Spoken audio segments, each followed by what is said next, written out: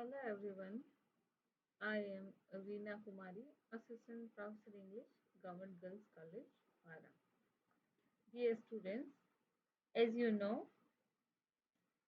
we are studying our poem Birches written by Robert Frost, and this poem contains almost 6, 7, 8 videos, and we have discussed our lines from we have discussed in video first and second from line to 20, and this is our third video, and this video contains the line from 20 to almost 28. Okay, as previous इससे पिछले video में हमने दो video बनाई है और दोनों video में हमने लाइन नंबर पहली में 1 to 9 पढ़ा और सेकंड वीडियो में हमने एक्सप्लेनेशन देखा लाइन नंबर 10 to 19. ओके, और इस थर्ड वीडियो में हम पढ़ेंगे इस पोएम का line by line explanation line number 20 से 28 तक. Okay, so this is our today's e-video, today's e-lecture regarding the line by line explanation of this poem. और पिछली जो लाइन्स है हमारी उनमें हमने डिस्कस किया था कि किस तरह से पोएट जो है उसने बहुत फाइन कंपैरिजन किया है जो बर्चेस हैं उनके ऊपर आइस के जो क्रिस्टल सेल्स हैं वो टूट के किस तरह से गिर रहे हैं.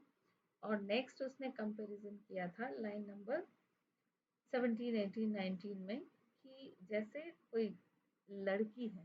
मीन्स लास्ट लाइन हमारी उस वीडियो की थी like the girls on hands and knees that throw their hair, कि एक लड़की जैसे अपने बाल सुखाने के लिए अपने घुटने और अपने जो हैंड्स है उनके बल बैठी हुई है सिर को आगे करके और before them over their heads to drying the sun, और अपने जो हेयर्स हैं उनको सन के आगे करके अपने घुटने और हैंड्स के ऊपर जिस तरह से एक लड़की बैठी होती है बिल्कुल वैसी ही कंडीशन जो है वो बर्चेस की है, because birches are completely bent to the earth. बिल्कुल ही नीचे बेंट हो गए हैं और ऐसे लग रहे हैं मानो कोई लड़की जो है वो अपने बाल सुखाने के लिए अपने घुटनों और हाथ के बल बैठी हुई होती है. And line number 21, but I was going to say when truth broke in with all her matter of fact about the ice storm. Okay, and वो यहाँ पे देखो बहुत फाइन जो बीच वाली लाइन है as I was going to say when the truth broke in, means अब poet कहता है कि मुझे ये जो बर्चेस हैं ये बर्चेस इतने जो झुके हुए हैं इनकी ट्रुथ का पता चल गया है, सच्चाई का पता चल गया है कि किसने इन बर्चेस को इतना झुकाया होगा. जैसा फर्स्ट इमेजिनेशन तो पोइट करता है कि शायद किसी लड़के ने झुकाया है. ओके, और सेकंड इमेजिनेशन क्या करता है कि शायद जो है आइस स्टोन जो है उनके वजह से ये बर्चेस हैं वो इतना डाउन हुए हैं, लेकिन ये दोनों ही जो है आर्ग्यू वो फेल हो जाते हैं. जो पोइट है वो यहाँ इमेजिन करता है कि प्रीवियस जो दोनों ही गैस उसने किए थे शायद ना तो कोई लड़का इन पे झूला है या ना ही कोई आइस स्टॉर्म यहाँ आया है, बल्कि ट्रूथ रॉकिन मुझे सच्चाई का पता चल गया है. और वो सच्चाई क्या है वो आगे नेक्स्ट लाइन में हमें बताएगा लाइन नंबर 23, 24 एंड 25 में. ओके, इन लाइंस में जो है अगर हमें लिखना है इनका explanation, so means a previous poet discusses how the pieces of crystal ice are dragged to the bracken, a tree that is abundant on heaths. सारे क्रिस्टल सेल नीचे गिर रहे हैं और वहां तक आ गए हैं। एंड फिर वो इमेजरी क्या कंपैरिजन करता है, there these arched trees appear to be like the girls on hands and knees that throw their hairs before them over their heads to dry in the sun. लेकिन आगे क्या कहता है, as I was going to talk more about the truth, कि मैं और ज्यादा अगर इसके ट्रुथ के बारे में कहूँ कि क्या हुआ होगा, what would happen with the birches tree, कि birches tree के साथ क्या हुआ होगा, मुझे ट्रुथ ब्रोकन मतलब अब सच्चाई का पता चल गया है।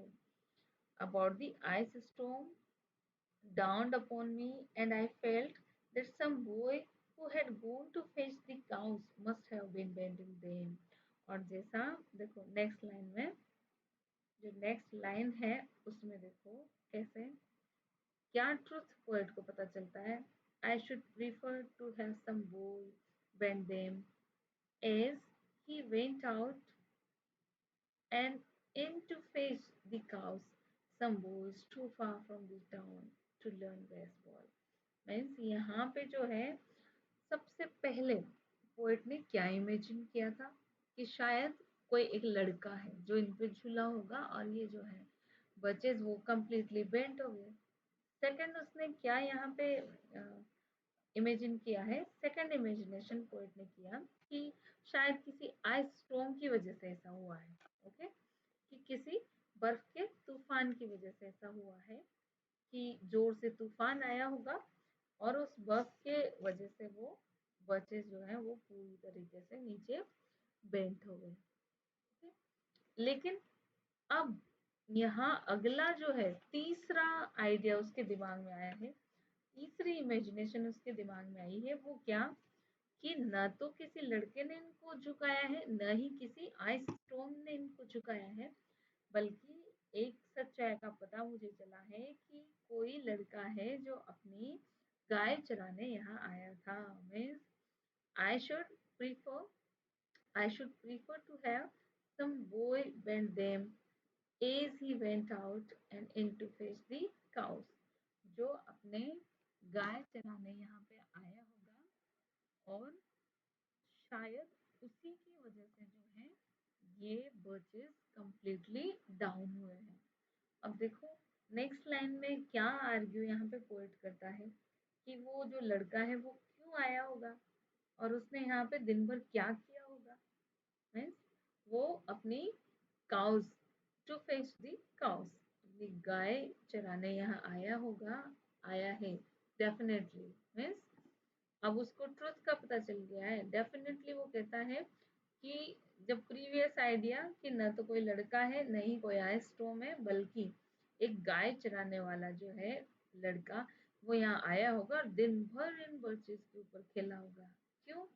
क्योंकि some boy too far from town to learn baseball, कि वो जो लड़का है वो शहर से इतने दूर रहता है कि उसको बेसबॉल जैसे खेलों का पता ही नहीं है, वो बेसबॉल जैसे खेल जानता ही नहीं, इसलिए वो तो सिर्फ एक ही खेल जानता है, वो है बर्चेस ट्रीज के ऊपर चढ़ना, उनके ऊपर ही खेलना।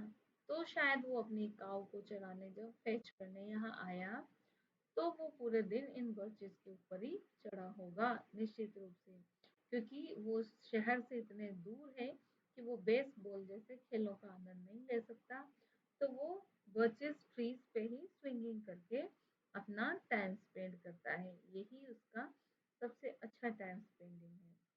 तो here poet guesses many ideas, okay, and अब तक जो हमने पढ़ा उसके अकॉर्डिंग हम ऐसा लिख सकते हैं, the poet guesses many ideas. Okay, what are these ideas, what is the reason of bending the birches, means idea कैसा regarding to the bending of birches. The first idea is may some boy had bend this birches. Okay, first idea क्या आता है, may some boy had bend this birches. And next idea क्या आता है, next it may be ice storm, next poet thinks that it may be ice storm, which bended the birches completely to the earth. But in line number 21 to 25, as we see on our screen, that line number 21 to 25, one more idea occurs in the poet's mind. Poet के mind में एक और idea आता है, और वो क्या आता है? He imagines that some boy who had gone to fetch their cows must have been bending the birches.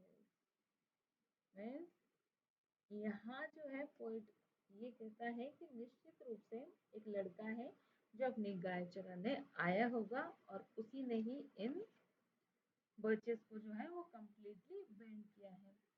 क्यों? Definitely it was really a swinging continuously by a cowherd boy. Means continue जो है वो cowherd boy उस पर swing किया होगा, उस पर झूला होगा, जिस कारण से ये जो है बर्चेस वो परमानेंटली बेंट हो गए हैं। And who bent olive tree? Who means the cowherd boy bent olive tree because he really he was really singing continuously. वो कंटिन्यू उन पे झूला होगा, and he did not get any chance to learn or play baseball. Okay, in 25th line, here we can see some boy too far from town to learn baseball. Means he is living too far from the town, so he did not get any chance to learn or play baseball. So he only plays alone with the birches, and he climbed on the birches over and over again and bent them down permanently. और शायद वो जो है जो कावहर्ड का जो boy है वही यहाँ आया होगा, वही पूरे दिन अकेला यहाँ खेला होगा, because he is living far from the town and he did not get any chance to learn the baseball. So swinging on the birches is the only play of this boy. So here poet uses the fine imagery and says the boy, means the cowherd boy, climbed on the birches over and over again and bent them down permanently. So this is this slide contains the line number 23rd, 24th and 25th. Okay, and this is the next line from 26 to 28. तो पिछले line में हमने देखा कि poet अब तक तो क्या सोच रहा था? सबसे पहले तो पोइट ने कहा कि मैं मैंने देखा कि जो बर्चेस हैं वो लेफ्ट टू राइट झुके हुए हैं, इतने झुके हुए हैं कि शायद सीधे खड़े भी नहीं होंगे। अब वो गेस करता है कि कौन होगा जो इन पे झूला होगा, जिसने इन बर्चेस को इतना ज्यादा नीचे कर दिया कि वो सीधे स्ट्रेट नहीं हो पा रहे दोबारा। तो पहला आइडिया तो उसको आता है कि शायद कोई लड़का होगा। देन सेकंड आइडिया उसको क्या आता है कि कोई आइस स्टॉर्म होगा जो आया होगा और इनके ऊपर इतना आइसी, इतना लोड हो गए बच्चे आइस से कि ये झुक गए होंगे। क्यों? क्योंकि वो कहता है कि जो बॉय है वो इनको इतना परमानेंटली नहीं झुका सकता, it may be some ice storm. फिर नेक्स्ट थर्ड इमेज वो क्या करता है कि अब मुझे सच्चाई का पता चल गया कि न तो कोई लड़के ने झुलाया, न ही आइस स्टोन ने झुलाया, बल्कि कोई काव हर्ड बॉय है जो अपनी गाय चराने यहाँ आया था और दिन भर इन बर्चेस के ऊपर खेला है, दिन भर इन बर्चेस के ऊपर झूला है, और इतना झूला है कितना, so he plays on the birches and climbs on the birches over and over again and he bent them down permanently. क्यों? क्योंकि वो सिटी से इतने दूर रहता है, टाउन से इतने दूर रहता है कि वो बेसबॉल जैसे खेलों को भी नहीं जानता। And he did not get any chance to learn how to play baseball. He only knows about play on birches. He knows about his single play on birches swinging. सिर्फ एक ही वो जानता है, वो है बचेस सिंगिंग। और इसलिए शायद उसने पूरे बचेस को ही झुका दिया है कंप्लीटली। अब अगले लाइन में क्या कहता है poet, line number 26 to 28, whose only play was what he found himself, summer or winter, and could play alone. One by one, he subdued his father's trees. One by one मतलब एक के बाद एक उसने सारे ही पेड़ों को झुका दिया है। सबड्यू मतलब वो नीचा कर देना, झुका देना, दबा देना। ओके, तो यहाँ जो है अगली लाइन में जो है वो पोएट कहता है कि सबड्यू मीन्स मोड़ देना, झुका देना, कि वो जो कावहर्ड जो बॉय है वो यहाँ निश्चित रूप से आया है और उसका एक ही गेम है, एक ही खेल जो उसको आता है। whose only play was what he found himself, जिसको पूरा समर विंटर हर कभी एक ही गेम उसको आता है, हमेशा एक ही गेम वो खेलता है, खुद प्ले अलोन, और उसको अकेला ही, और वो कौन सा गेम है, बर्चेस के ऊपर झूलना। वो अकेला ही पूरे दिन इन बर्चेस के ऊपर स्विंगिंग करता है। And one by one he subdued his father's trees, और जैसे कि उसके पिताजी के ट्रीज हैं, उसके पिताजी के फार्म पे ही लगे हुए हैं, फादर के फार्म पे, और वन बाय वन एक के बाद एक उनको सबड्यू करता जाता है, उनको मोड़ता जाता है। तो इस तरीके से ये तीन इमेजिनेशन यहाँ पे पोएट ने दिए हैं। फर्स्ट इमेजिन वो करता है कि शायद किसी लड़के ने इनको झुकाया है, एंड सेकंड इमेजिन जो है वो यहाँ पे देता है कि it may B ice stone, और थर्ड इमेज वो देता है कि definitely it was the coward boy, कि एक कावर्ड बॉय है, और वो निश्चित रूप से उसी ने ही इनको इतना परमानेंटली बेंड किया है। क्यों? Because he did not get any chance to play baseball. He knew only a single play, swinging on the birches, and continuously he swing on the birches and bent the birches down permanently to the earth, because he know only the play, and he only plays alone with the birches, and he climbed on the birches over and over again and bent them down permanently. तो इस तरह से poet ने यहाँ पे तीन ideas दिए हैं, तीन गैसेस यहाँ पे पोइट ने किए हैं कि किस तरह से जो है वो बर्चेस डाउन होने के क्या कारण हो सकते हैं। और ये हमारी third video, and the next lines of this poem, line from 28 to upward, we will discuss in our next video, video number 4. So dear students, please be with me from video 1 to the video 7, because the total 59 lines will be summarized, will be explained in video from 1 to 7. Okay, तो पूरी 29 line का explanation जो है हम इस video number 1 से और 7 तक है। तो बिल्कुल आप बने रहिए from video number 1 to 7. So in our next video, video 4, we will discuss the upcoming lines from line number 29 to 33. Okay, so get ready for the next video and enjoy your studies. Have a nice time.